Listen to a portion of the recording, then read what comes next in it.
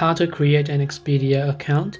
Hey everyone, welcome back to our channel. In this video I will guide you on how you can create an Expedia account, so make sure to watch the video till the end. In order to create an Expedia account, make sure to launch the Expedia application over here. Once you launch the Expedia app, wait a couple of seconds and you're gonna see this type of interface. Now what you need to do is, after you launch this type of interface, if you already have an account, then you can simply log into your account, right? But if you don't have an account, so let us wait until this page has been loaded up. You can see you can sign in or create an account. So first thing you can do is you can simply enter the email address that you want to create an account with. After you do that, you can just click the continue option that you would be able to find it over here.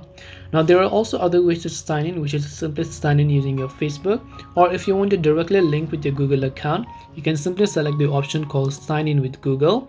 It's going to take a couple of seconds to load up, so make sure that you select the correct Google account so that you can sign in and maybe create your Expedia account.